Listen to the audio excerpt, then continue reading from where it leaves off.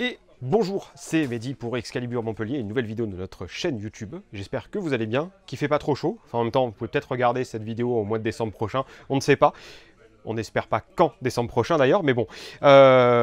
Aujourd'hui, on parle des pépites de l'équipe du mois de juillet 2022. Je vais tout faire pour les diffuser en juillet, une deuxième fois de suite. Ça serait un miracle. Mais bon, en parlant de miracle et en parlant de fraîcheur et en parlant de Belgique, on va commencer direct avec le jeu qui est ma pépite ce mois-ci, 13 mots. Enfin, je vais plutôt montrer la boîte de démo, ce sera mieux, il n'y a pas de filtre, enfin il n'y a pas de film plastique. C'est un jeu qui est savoureux comme un bon chocolat belge, qui est absolument génial. C'est un jeu de Romain Lousser qui est édité par Captain Games, qui est un nouveau pas si nouveau, puisque c'était anciennement Repos Prod, enfin plus ou moins la nouvelle itération ludique de l'ancienne Repos Production. On connaît notamment pour un jeu d'ambiance très cool qui s'appelle So Clover. Je vous conseille de regarder les choses dessus. En tout cas, le matériel ici est différent. On va avoir ceci, donc qui ressemble à une roue. Hein, donc on a 12 mots qui vont être placés ici. On va avoir ces plaquettes-là et un mot toujours au centre. C'est un jeu coopératif d'association d'idées qui va se jouer jusqu'à 8 personnes. Alors c'est indiqué 2. On vous conseille de jouer à partir d'un peu plus. C'est très très simple, donc chaque joueur et joueuse va recevoir cette plaquette-là. Vous avez l'étoile qui va être faite pour compter vos points et le petit bout de carton 13 mots pour savoir quel mot vous choisissez. On va avoir un rôle de capitaine qui va être matérialisé par ce petit plateau-là. Alors, il y a plein de cartes, hein, donc on va avoir une belle rejouabilité. Et à la fin, en fait, vous avez le scoring. Donc, si vous êtes 8, pour être à peu près classe, il va falloir faire au moins 40 points, par exemple. Hein, et 25 si vous êtes 5, par exemple. Donc, ça indique qui est le capitaine. Donc, par exemple, mettons que ça soit moi. Mon but est de faire deviner, enfin, d'associer un mot parmi les 12 à celui qui est au centre. Mais il va falloir que je fasse comme les autres. Pour ça, mettons que je sois le capitaine, je dois associer ton à l'un des magasins. À l'un des mots, pardon. Et je vais l'associer à magasin, puisque ton magasin, poissonnerie. Donc je vais faire secrètement, bien sûr là je vous le montre comme ça, je vais le placer caché, et chaque joueur et joueuse va essayer de faire placer les choses, placer le mot, en essayant de deviner comme moi, et le placer comme ça. Une fois que tous les plateaux individuels sont retournés, on va à nouveau les mettre face visible, et si vous devinez correctement comme le capitaine, vous gagnez un point. Et si le capitaine a au moins une autre personne qui devine comme lui, cette personne gagne un point également. Donc il va falloir deviner de façon à se mettre dans la tête des autres. Puisque du coup on ne va pas faire deviner, associer deux mots comme ça au hasard. Il faut que les autres devinent comme nous pour qu'on gagne le plus de points ensemble. Une fois qu'on a fini le tour, on va prendre la carte qu'on a associée, donc là, magasin. On la retourne, donc là ça devient tête. On la place au milieu, il faudra que... Par exemple, mettons que Valentine, qui tient cette caméra, soit la joueuse qui est à ma gauche, et devient la capitaine. Elle va devoir associer tête à l'un des 11 mots restants, etc., etc., etc. Et la partie s'arrêtant quand il ne reste plus qu'un seul mot sur le côté, parce que sinon ça serait trop facile. Et à la fin, encore une fois, selon le nombre de joueurs et de joueuses que vous êtes, il faut atteindre le niveau indiqué ici pour avoir à peu près la classe quand même. Voilà ce qu'il en est de 13 mots, un très bon jeu, très frais, très rafraîchissant, très rapide, assez peu engageant et vraiment facile à sortir, ça s'installe vraiment en 3 minutes. Hein. C'est très bon, je vous conseille ardemment, il est disponible sur notre site ou directement sur dans le rayonnage, hein, au magasin. Voilà, tout simplement génial, donc allez-y, c'est du bon. Et moi, je vais passer sans plus tarder la parole au collègue qui va vous parler d'un jeu qui n'est pas encore sorti. À toutes. Alors ça, c'est Lionel qui fait des commandes. Là, il nous regarde d'un mauvais œil. Oui. Donc là, il vient nous... Je sais pas. On sait pas. Avec le petit chien qui veille sur nous. Lui aussi, il est en été. Il n'y a pas du tout... Voilà. C'est horrible. Ouais, c'est... Ouais. Notre petite mascotte. Bonjour tout le monde. Eh bien, nous nous retrouvons aujourd'hui pour vous présenter la pépite du mois de juillet. Alors ce mois-ci, c'est un peu particulier parce que je vais vous présenter quelque chose qui n'est pas encore sorti Et oui, on a une avant-première sur un jeu. C'est un jeu qui sortira en septembre et franchement, c'est pas mon domaine en général, les jeux coopératifs, familiaux, très faciles, mais là, on s'est bien amusé. Alors ça s'appelle Chronicle of Abel. Le voilà. Un jeu qui est un jeu coopération qui tourne super bien. Et je vais vous expliquer comment ça fonctionne. Alors là, vous avez une petite mise en place, pas complète, parce que là, manque de place, mais déjà, ça vous montre à peu près l'ensemble. Alors, chaque joueur va avoir un personnage. Hop, j'enlève ceci parce que pour l'instant, ça n'y est pas. Chaque joueur va avoir un personnage. Sur ce personnage, il va avoir pas des points de vie, c'est des points, je ne sais pas comment ils appellent ça, mais c'est un peu le principe du point de vie. Vous allez avoir un équipement au départ tiré au hasard dans ce sac. Dans l'équipement, les équipements possibles, vous allez avoir, c'est ou une arme, ou un casque, ou un bouclier. Voilà, ce sont les trois équipements que vous allez avoir de base. Vous en avez un donc gratuit au début de la partie. Le but du jeu maintenant, donc une fois que vous avez votre personnage, alors le personnage je n'ai pas montré, mais vous pouvez le customiser, lui donner un nom, enfin c'est vraiment très sympa. Et ici, vous allez retrouver son petit sac dans lequel, son sac à dos dans lequel il va pouvoir mettre ses potions et objets et d'autres choses qu'il va pouvoir récupérer. Alors comment ça se passe? Le but du jeu, ça va être, c'est un jeu coopératif qui va être à un niveau de difficulté en fonction de ce que vous voulez donner comme valeur au jeu, on va dire. Vous allez avoir un monstre, un big boss qui va arriver à la fin. Et il va falloir surtout tenir pour pas que notre cité soit envahie par un monstre. Petit monstre, grand monstre ou le big boss qui arrivera à la fin. D'accord? Je vais vous expliquer comment ça fonctionne. Alors, à votre tour de jeu, vous disposez de 2 actions. Les actions, ça va être éventuellement vous déplacer, c'est une action. Ça va être éventuellement combattre. Combattre sur une zone, vous allez choisir le monstre que vous allez vouloir combattre. Donc c'est un jeu d'aventure. Le monstre que vous allez décider de combattre va vous donner, si vous arrivez à le battre, des récompenses qui vont vous permettre de customiser votre personnage. Donc ça, c'est très intéressant, très sympa à faire, surtout jouer en famille. Franchement, c'est un jeu familial. Comment ça se passe le combat? C'est très simple. Vous allez avoir de base le nombre de dés qui sont indiqués sur votre feuille de personnage, plus éventuellement les bonus propres à votre personnage. Les armes vont ramener des bonus, vous voyez, ça me donnerait éventuellement des en plus. Je vous expliquerai comment on le transforme, ça c'est une amélioration de l'arme. Là par exemple, ça me permet d'avoir contre les monstres bleus, donc là j'ai pas de monstre bleu. Hop, si j'avais un... si j'ai un monstre bleu, je suis bête, il est là. Contre ce monstre-là, ben, je vais avoir automatiquement une épée en plus. Vous voyez, ça me permet de mieux l'affronter. Donc qu'est-ce qui va se passer? Je vais lancer mes dés. Le monstre, lui, va lancer ses dés. Donc les dés que le monstre lance sont indiqués sous la couleur du monstre. Et on va voir le résultat. Donc si vous mettez une épée, vous infligez un dégât au monstre. Donc infligez un dégât au monstre, hop, vous mettez simplement le symbole correspondant. Et paradoxalement, là, il n'y a qu'un point de vie. Donc du coup, je l'ai tué. Donc du coup, si je le tue, ça me permet de récupérer les bonus qu'ici. Donc là, on me dit tout simplement d'aller fouiller dans le sac. Je vais fouiller dans le sac et je sors un objet. Alors j'ai de mémoire 10 secondes pour... Alors on a le droit de toucher, on a le droit d'essayer de voir si ça correspond à une arme qui nous intéresse. Et après, l'arme que vous allez sortir, vous allez la mettre. Alors moi, ça ne m'intéresserait pas de prendre une arme comme ça. Je prendrais par exemple ceci. Ah, un bouclier. Un bouclier que je mettrai immédiatement ici si je n'en ai pas. Alors je le mets sur la face... qui est, hop, pardon, excusez-moi, qui est de cette couleur, pas la couleur bleutée comme ça. Ça sera l'amélioration de l'arme, d'accord?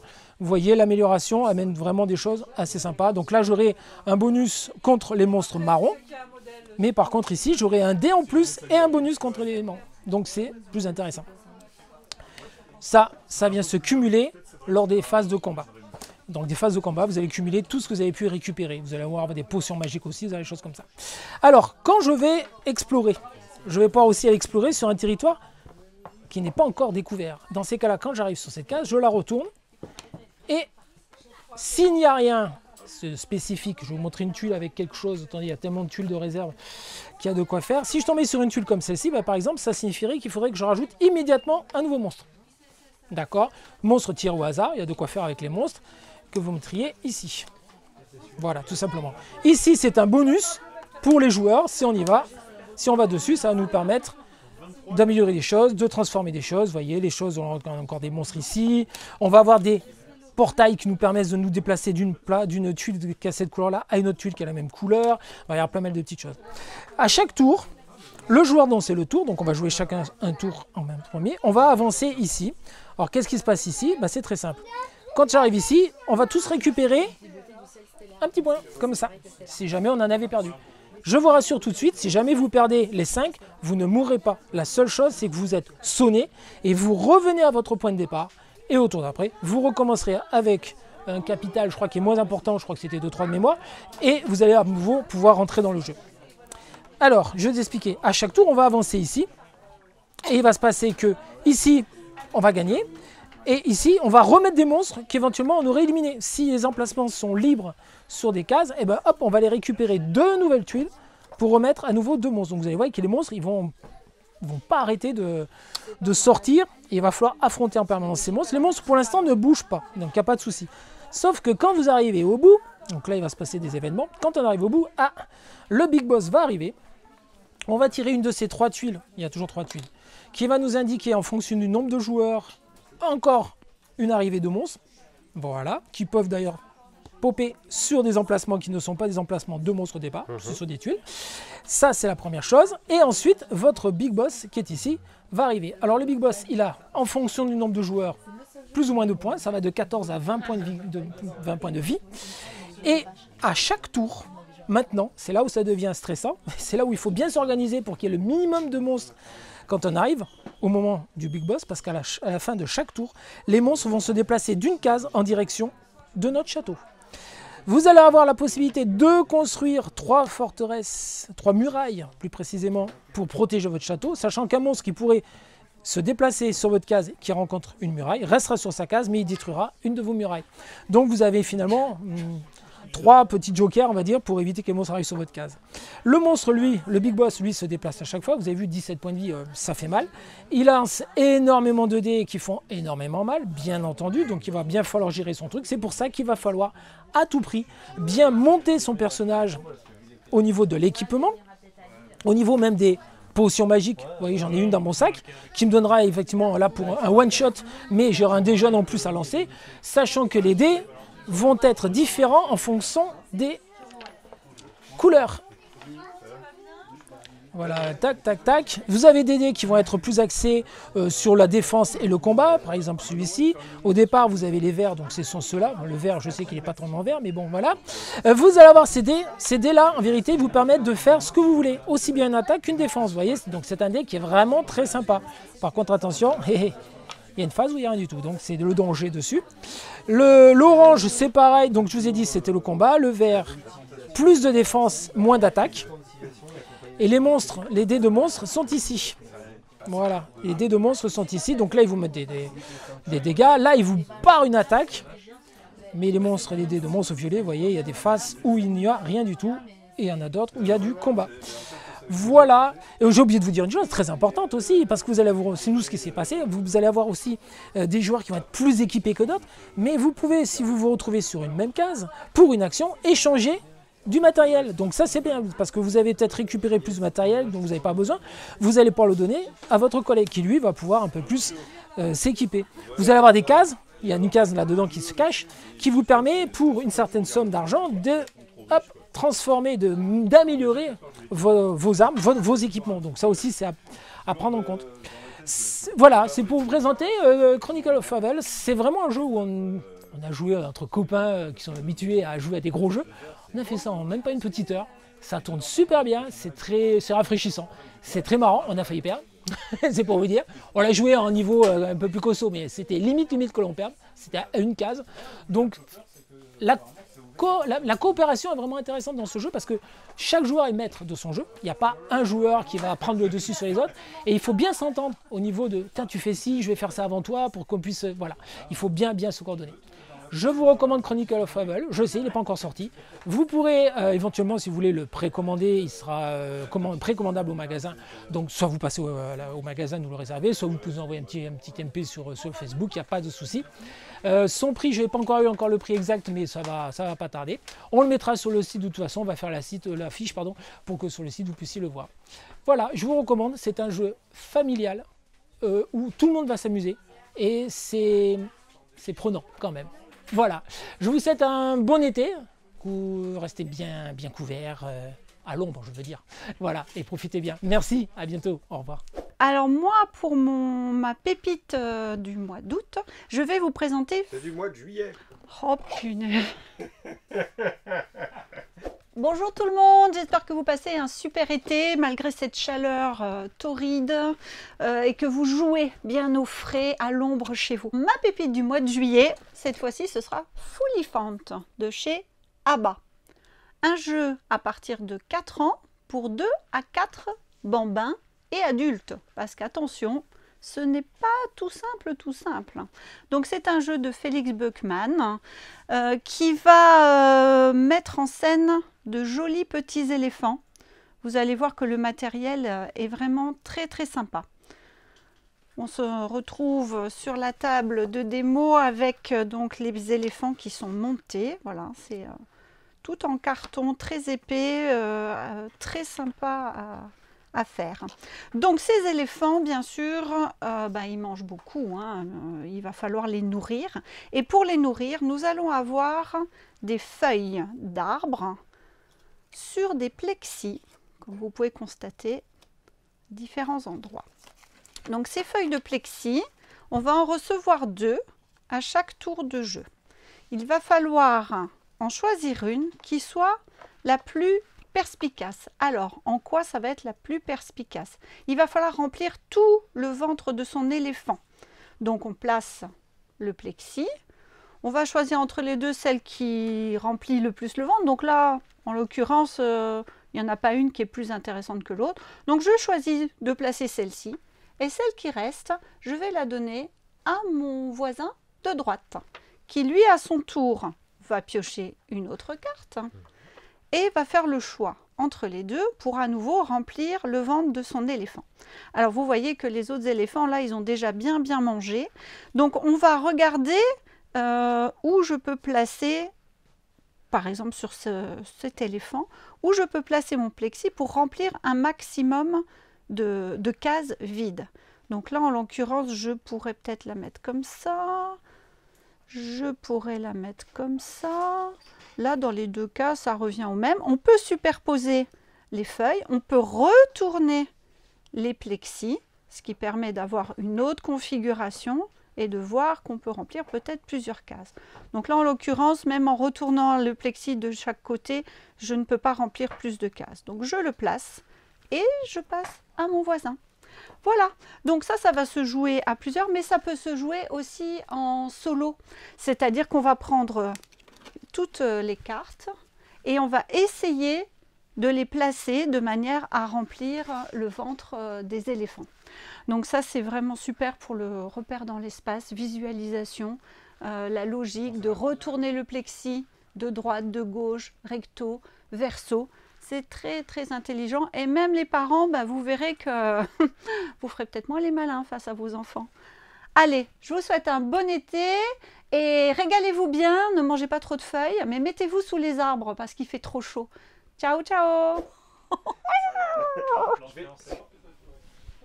Bonjour, c'est à mon tour de vous présenter ma pépite de ce mois-ci et ça sera Perladora. En plus, un thème parfait pour l'été, super joli. Allez, c'est parti. Alors, dans Perladora, on va incarner des pêcheurs, on a chacun un personnage.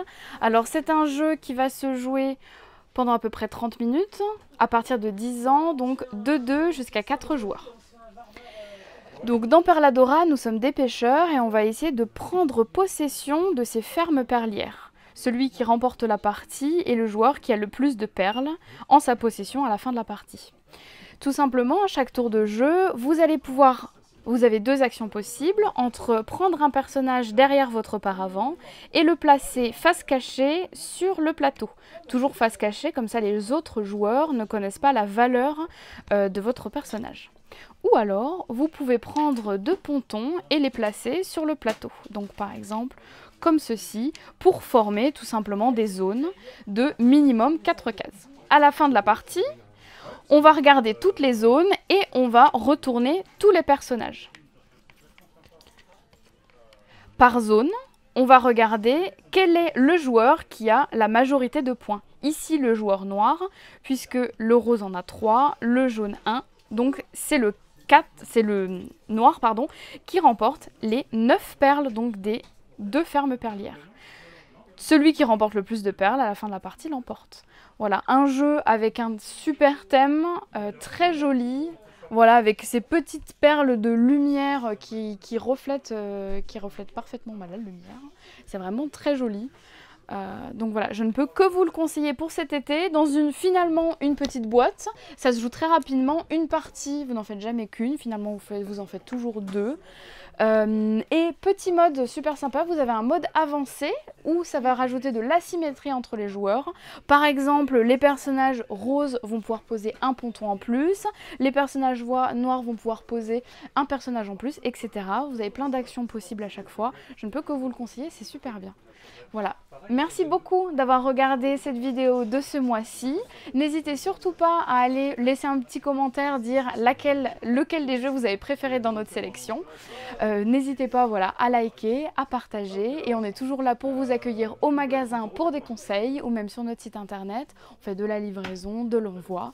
Je vous souhaite une bonne journée. Au revoir.